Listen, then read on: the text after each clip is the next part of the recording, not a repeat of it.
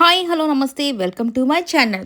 ఇల్లు ఇల్లాలు పిల్లలు ఈ సీరియల్ నిజంగానే ఒక ఫ్యామిలీ డ్రామా లాగా అనిపిస్తూ ఉంటుంది.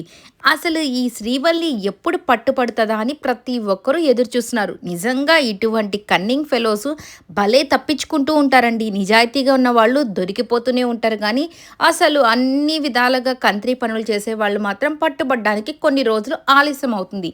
కానీ వన్స్ పట్టుబడ్డారంటే అప్పుడు వీళ్ళ పని ఉంటుంది. అబ్బా, సూపర్గా ఉంటుంది కదా. ఇక సీరియల్లో అయితే ఇప్పటి వరకు రాణిలాగా వ్యవహరిస్తున్నటువంటి శ్రీవల్లికి ఇక చూసుకోండి, అస్సలు నెక్స్ట్ లెవెల్ కోటింగ్ అయితే ఉండబోతుంది. సరే, అది ఎప్పుడెప్పుడు వస్తుందా అని ఎదురు చూస్తున్నారు కదా. ఇక త్వరలో కనీసం రాబోతుందని అనుకుంటున్నాను. ఇంకా కానీ కాస్త లేట్ చేశారంటే మరీ సీరియల్ మీద విరక్తి పుట్టిపోతుంది కాబట్టి. వేదవతి వాళ్ళ అమ్మగారు శారద గారు, ఇక ఆ యొక్క బామ్మగారు ఇద్దరూ వచ్చేసి మన రామరాజు గారిని అడుగుతూ ఉంటారు. బాబు, ఏదో జరిగింది జరిగిపోయింది, ఇక ఇదంతా వదిలిపెట్టేసి అమూల్యకి నా మనవడికి ఇచ్చి పెళ్లి చేసేస్తే మన కుటుంబాల మధ్య ఉన్నటువంటి సమస్య అన్న తీరిపోతుంది. సో ఇప్పటి వరకు ఎన్నో సమస్యలు ఎన్నో సంవత్సరాల నుంచి పగలతో రగిలిపోతున్న మనకు ఇక వాళ్ళిద్దరికీ పెళ్లి చేసేస్తే బాగుంటుంది. ఇన్ని రోజులు మా కోడలుగానే తను అక్కడ చలామణి అయింది, ఇప్పుడు మళ్ళీ ఏమి కాలేదు అన్నట్టుగా వచ్చేస్తే తనకు పెళ్లి జరగడం కష్టమవుతుంది. అలాగే నా మనవడు పరువు కూడా పోతుంది. కాబట్టి నువ్వు కాస్త పెద్ద మనసు చేసుకొని ఎలాగైనా వాళ్ళిద్దరికి పెళ్లి చేయని చెప్పేసి ఈవిడ అడగడం జరుగుతుంది. ఇక దాంతో రామరాజుకి కోపం వచ్చి, ఏంటి అమ్మగారు మీరు అసలుకి ఇలాంటి మాట అడగకండి, నా కూతుర్ని నేను ఎలా చూసుకోవాలో నాకు తెలుసు. సో అటువంటి ఫ్యామిలీలోకి మాత్రం నా కూతుర్ని అస్సలు పంపించను. ఇప్పటి వరకు నా కూతురు అక్కడ ఉంటే నా ప్రాణం తట్టుకోలేకపోయింది. ఎందుకంటే వాళ్ళు ఎప్పుడు ఏం చేస్తారో తెలియక చాలా బాధపడుతూ నాకు గుండె ఆగినంత పని అయిపోయింది. ఇక మళ్ళీ ఆ ఇంటికి నేను పంపించాలంటే మాత్రం నా వల్ల కాదు అని చెప్పేసి చెప్తుందనమాట. ఇక దాంతో ధీరజ్ వచ్చేసి, ఏంటి బామ్మ నువ్వు కూడాను ఇక ఆ ఇంటికి మళ్ళీ నా చెల్లెలు వెళ్ళడమా? అస్సలు వెళ్ళను. వాడు బండోడిని చూస్తుంటేనే మాకు ఎంత కోపం వస్తుందో. వాడు కావాలని ఇదంతా చేశాడు కదా, అలాంటి వాడిని మళ్ళీ ఎలా పెళ్లి చేసుకొని నా చెల్లెలు ఎందుకు రావాలి? నా చెల్లెల గురించి మీరేం ఆలోచించకండి. సో నా చెల్లెలు చక్కగా చదువుకుంటుంది, తన భవిష్యత్తు బాగానే ఉంటుంది, మేము చూసుకుంటామని చెప్పి చెప్తాడనమాట. ఇక దాంతో వేదవతి నువ్వన్నా చెప్పు అని చెప్పి అంటూ ఉంటే ఇక ఆవిడ కూడా ఏమీ మాట్లాడదు. ఇక రామరాజు వచ్చేసి, నా భార్య మాట నా మాట ఒకటే, మా ఇద్దరిదేం వేరే మాట కాదు, ప్లీజ్ అత్తయ్య గారు మీరు ఇక్కడి నుంచి వెళ్ళిపోండి, ఈ విషయం గురించి అయితే మళ్ళీ ఇంకొకసారి మా ఇంటికి రాకండి అని చెప్పేసి ఇక దండం పెట్టి పంపించేస్తారు. ఇక దాంతో వచ్చేసి నెక్స్ట్ రామరాజుకి ఎప్పుడు కోపం వచ్చినా ఎప్పుడు ఆ సంతోషం వచ్చినా ఏదో ఒక కొడుకుని ఏదో ఒకటి అనందే ఊరికే ఉండడు కదా. ఇక ధీరజ్ని అయితే ఈసారి మెచ్చుకోవడం జరిగిందనమాట ఫస్ట్ టైం. ఇక ధీరజ్ వచ్చేసి, నా చిన్న కొడుకు ఇప్పటి వరకు బాధ్యతలు తెలియదు అనుకున్నాను, కానీ వాడే అమూల్య విషయంలో ఇంత బాధ్యతగా తీసుకొని సో ఇదంతా చేసినందుకు నిజంగా ఈ బాధ్యతలన్నీ అమూల్య బాధ్యతని నేను వాడికి అప్పగిస్తున్నాను అని చెప్పి చెప్తాడు. ఇక పెద్దోడికి వచ్చేసి మిల్లు బాధ్యతలన్నీ అప్పగించాను, ఇక మధ్యలో ఉన్నవాడు నడుపోడు గురించి వాడు అసలు ఉన్నా లేనట్టేను, వాడు నా దృష్టిలోను వాడు దేనికి ఇంకా పనికిరాడు అన్నట్టుగా చెప్తాడు. ఇక సాగర్ అయితే కోపంతో అక్కడి నుంచి వెళ్ళిపోతాడు. ఇక మిగిలిన వాళ్ళు కూడా అందరూ వెళ్ళిపోతారు.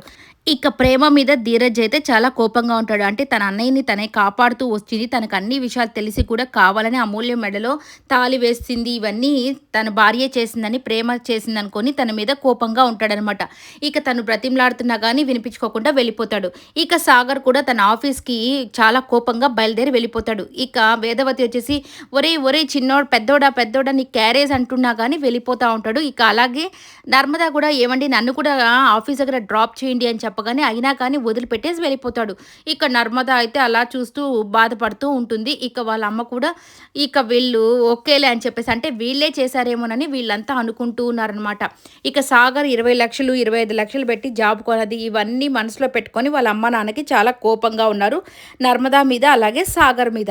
ఇక ఇదంతా ఇలా జరుగుతూ ఉండగానే ఇక ఇడ్లీ బండి కొట్టు పెట్టుకున్నటువంటి మన శ్రీవల్లి వాళ్ళ నాన్న అమ్మ వీళ్ళ కామెడీ మాత్రం నెక్స్ట్ లెవెల్ అని చెప్పుకోవచ్చు. ఇడ్లీ కొట్టి పెట్టుకున్నా కానీ ఆయన పంచ్ డైలాగులు మాత్రం నెక్స్ట్ లెవెల్లో ఉంటాయన్నమాట.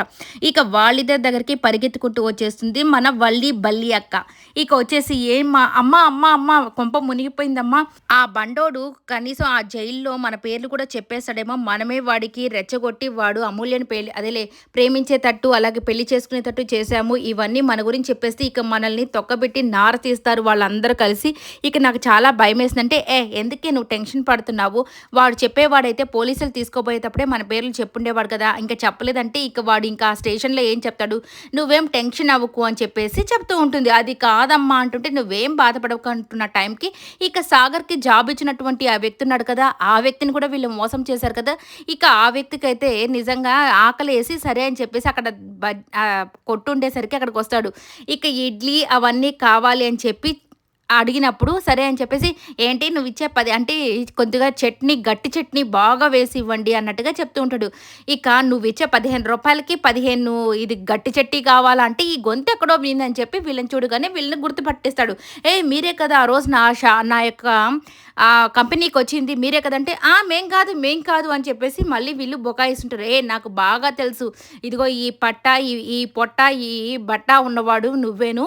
అలాగే నువ్వే కదా వల్లి, నువ్వే కదా నన్ను ఆ రోజు ఇది చేసింది. మీ ముగ్గురే నాకు తెలుసు 5,00,000 ఇస్తానని నన్ను మోసం చేస్తారా అని చెప్పి మాట్లాడుతూ ఉంటుంది.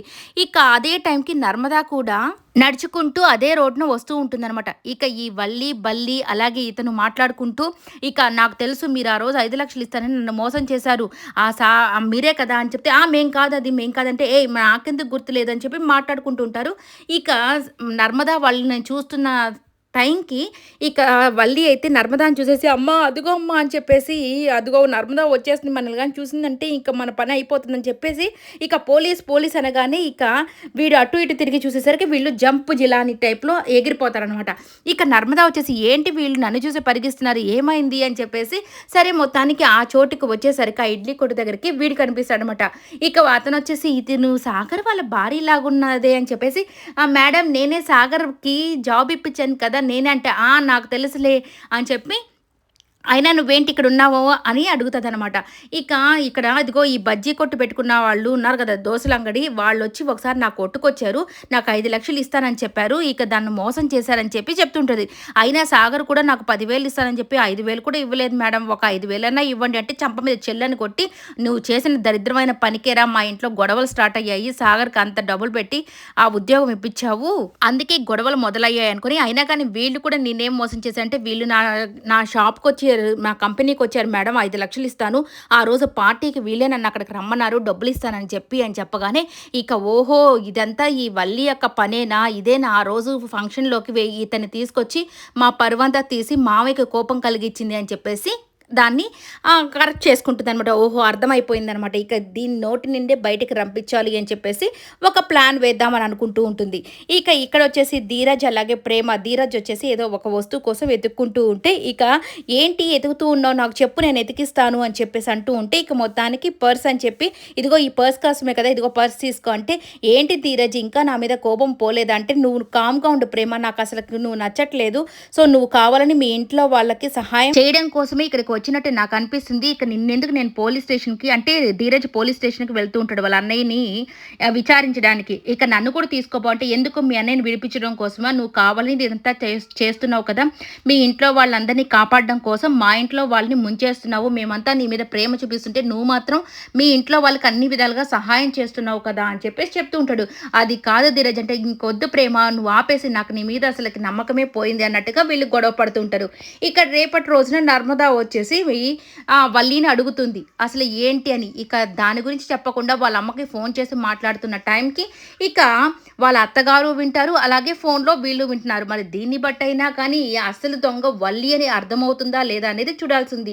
ఇక ప్రేమ కూడా చెప్పబోతుంటది ఇదంతా చేసింది వల్లి అక్కే అని చెప్పేసి మనం చెప్పేద్దాం ధీరజ్కి లేకపోతే మళ్ళీ నన్ను అపార్థం చేసుకుంటాడని ఇదంతా చేసింది వల్లి అని చెప్పగానే మా వదిన చాలా మంచిది మహాదేవత ఆమె మీద కూడా నువ్వు నిందలు వేస్తున్నావా అని చెప్పేసి తిరిగి రివర్స్ అవుతాడు. చూద్దాం ఏం జరగబోతుందా అనేది మళ్ళీ. ఐ హోప్ ఈ వీడియో నచ్చినట్లయితే లైక్ చేయండి, షేర్ చేయండి, కామెంట్ చేయండి, సబ్స్క్రైబ్ చేసుకోవడం మర్చిపోకండి. థ్యాంక్